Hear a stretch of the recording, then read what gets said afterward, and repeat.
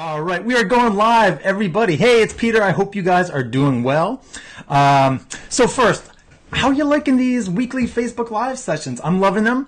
It's helping me stay connected to all of you and really helping to drive my work with our congregations. As I've said a number of times, I'm working on launching a new online training platform. So fairly soon, I think next week, I'm going to be launching a platform where I'll be sharing on-demand trainings and just increasingly putting out resources where all of you can be learning and going deeper and work with me if you're interested coaching, so more group coaching. This session is about barriers to growth. Now, there are a lot of things that we can look at in terms of how we do outreach, how we promote our congregations. But one thing I see continually as I'm looking at congregations, visiting congregations, checking out congregations' websites and social media is things that we're doing that actually are keeping people or inhibiting people from joining us unnecessarily. So think about somebody who is interested in Unitarian Universalist. They are kind of on this track towards wanting to join your congregation, but some things keep them from actually doing it. So I'm going to go pretty quickly through around 7 items. I have a list of like 50, but we'll do 7. And as we go, if you have others, feel free to share things that you've experienced. Number 7. I wish I had a little countdown, like a top 10 David Letterman thing. All right, number 7.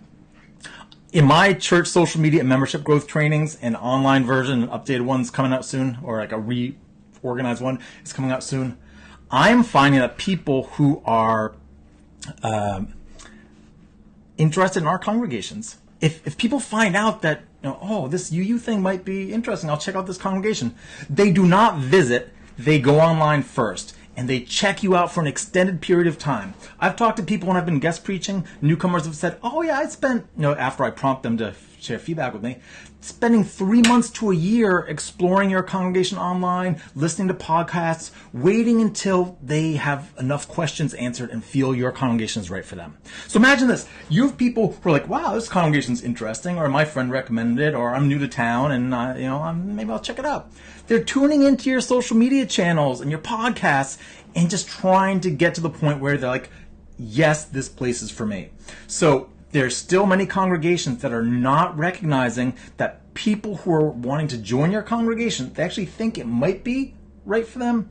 They are using your online experience, however, whatever it looks like, whether it's a great online experience or it's really horrible, mediocre one, to get a sense if it's a match. And so if you're not orienting people to what your congregation is about, to why you're doing what you're doing, that they are welcome, that this is how you join, these are the opportunities to connect, and really answering as many of their questions as possible online, then they end up just hanging out there, not visiting, and eventually don't move on to membership. So we've got to bring more and more of our online efforts, our membership efforts online. Related, number 6. People are increasingly anxious about the unknown. This is something that's happening because of social media, technology that's allowing us to have access to all this information. People do not like interacting with mysterious unknown things. Some of you maybe, but a lot don't. So one thing that we can do to help people move towards membership is eliminate having mysterious unknown people. So the number 1 case for this, for me, is who are your key leaders, especially clergy. We have a lot of people who are interested in our congregations, but they're not, used to church and religion. What's your minister like? You can read, you can listen to podcasts, things like that. But the most effective thing you can do is put up a great video. It doesn't have to be an expensive video. It could be an iPhone or a smartphone video of your minister welcoming people. There's a great book called Blink by Malcolm Gladwell. He says, people, he does all this research and realizes that we make really powerful judgments in a short period of time. So someone who sees your minister in a video will go, oh, I can relate to that person, and boom, then they're more likely to visit. If you don't show them your minister in a video in an engaging way, they're probably going to wait until they get a better sense. You want your minister as a human being or other leaders to be front and center on your website. So just related to that, I'm married to a minister, the Reverend Amy Friedman. If you're watching, Amy, give me a thumbs up. And so I've noticed over the years, people would come to the church, our congregation, and often the story was, oh yeah, I'd heard about the congregation, I knew about you, but it wasn't until I attended the wedding, a funeral, or saw minister out in public, and they're like, oh wait, this person is relatable, human being. I'd totally be into going to a church if that's who your minister is. So you have to show people your minister, all right? And other key leaders. Don't have mysterious people. And by that I mean, let people really get a sense of who your leaders are online. All right, number 5, waiting to have people who are looking like new members or are in line to be new members in and among the congregation, waiting for them to be there and being like, I want to join, before you schedule and announce and share your membership opportunities and newcomer things. So here's an example. So I'm interacting with our congregations all the time and leaders, and I hear, oh yeah, well, we want to grow, we want to be welcoming people, and I'll talk about ask them about their offerings for newcomers and how they orient people to membership. And sometimes people say, and this comes up way more often than I'd like, it's kind of terrifying, well, once we get some people who've expressed interest, then we organize this opportunity or a class. Are you kidding me? Are you kidding me? So people coming to the congregation, what do you want them to do? Come up to the leader and be like, whap, whap, whap, whack them on the head. I want to join. Get your act together and schedule a new UU orientation or whatever. Oh, come on, people. You have to have the opportunities for people to get oriented to your congregation, well, increasingly online, but in terms of your congregation locally, as soon as somebody arrives, they need to be able to tell, oh, this is the path. This is how I get oriented. Here's a new an orientation for people new to the congregation, or here's a UU introduction session. Here's the when the next membership welcome is. They have to be able to see that immediately. One, that lets them know that, all right, yeah, that's the trajectory I'm on, and it gets rid of and addresses their questions. If you don't tell them, then they're gonna have questions, and people are. It's very challenging when people come in to a new congregation and it's not clear what they're supposed to do. So even if you're a small congregation and you don't have them very often, say quarterly, announce when the next quarterly one is. That's fine, but just be clear. All right, number 4. Now, you want your... oh, wait, I'm talking too loud here. If I'm ever too loud in the video, share a comment, because I can adjust that. I get technology. So... we want to let people know what the opportunities are in terms of getting oriented and being on this membership track. But very often when some people come to our congregations, the next thing that happens, they arrive for the first time, they park, they find their way in, maybe there's a great welcome table, the service is great or good, or well, let's hope it's great. Good is not good enough anymore. It's going to be great. What happens after that? So often, people just get sent to coffee hour. I've said this before, and I know some of you think this is funny, but I say, that's brutal. Coffee hour, for many people, is the most horrifying thing that they could have to face. Okay? And I want to tell you a little story about my interacting with some social workers when I was guest speaking. All right? I do a service, a guest preaching.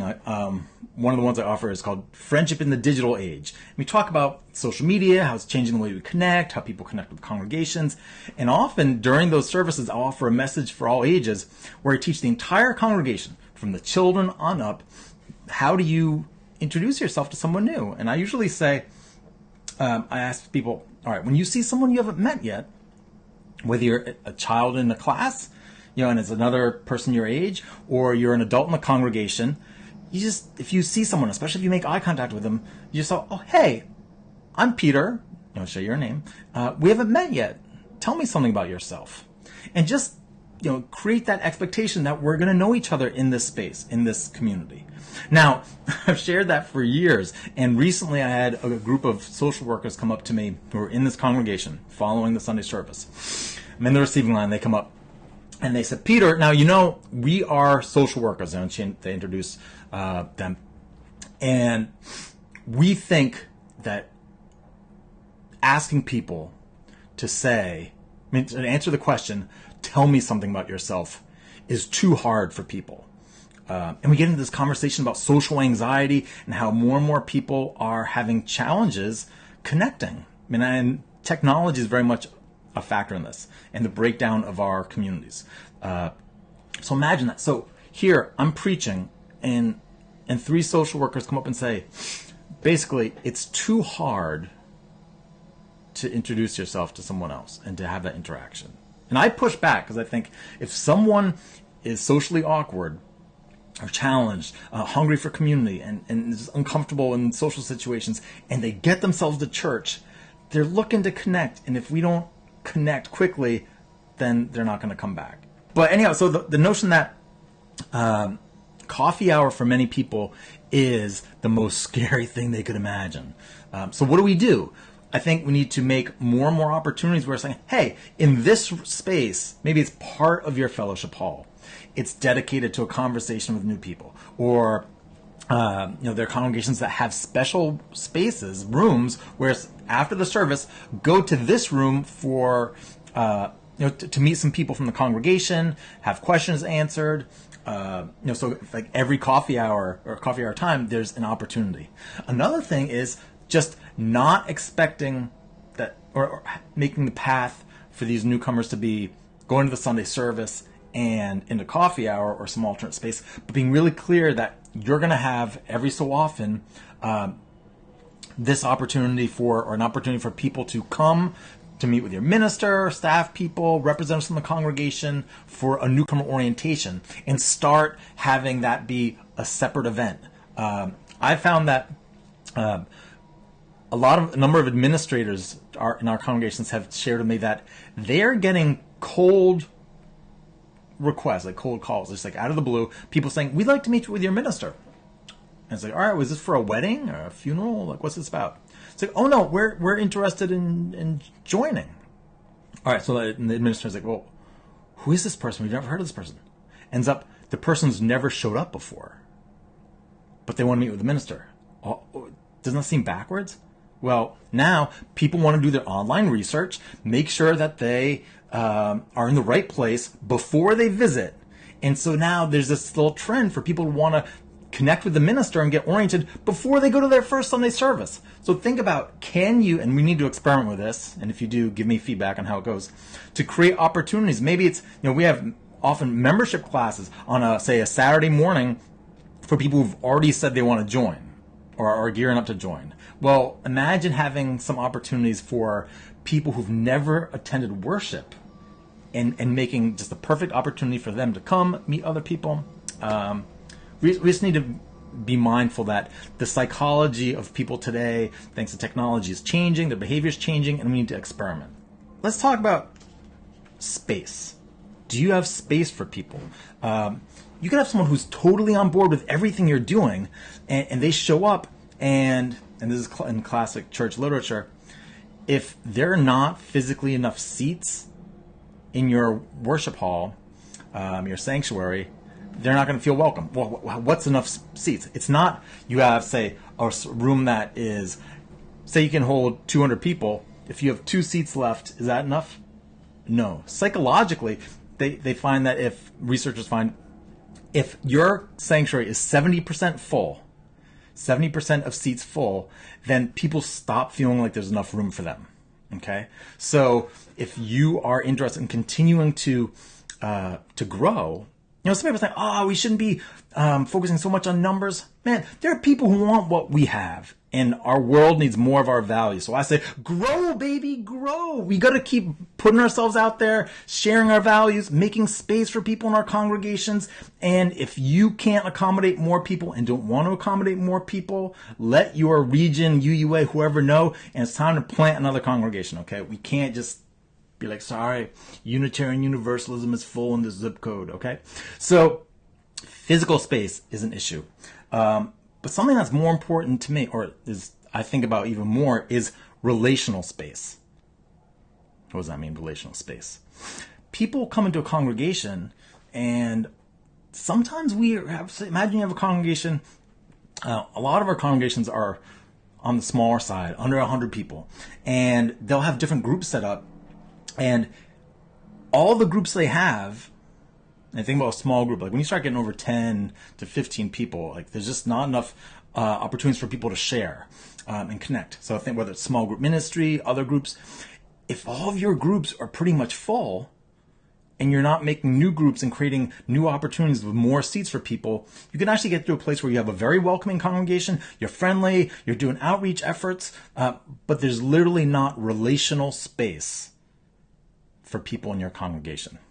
And so what I like to do is, in addition to whatever kind of small groups you have, programs, that we're creating small group ministries that are really growth oriented. So people who are starting new groups intentionally at specific times when we know newcomers are coming in, when you're doing outreach efforts, and you're going to be growing and dividing and bringing people in and having amazing opportunities happen.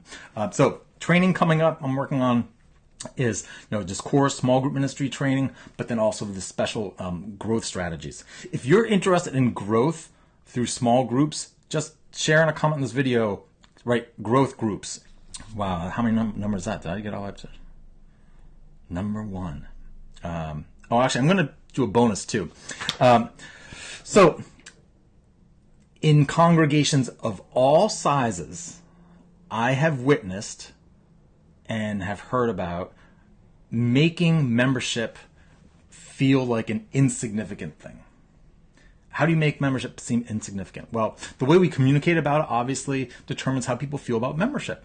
If we're never talking about membership, then obviously it's like, well, who cares about that? If we're never celebrating people who are joining, whether it's through communication, social media, people feel like it's not special. Do you have a party when people join? Do you have a celebration?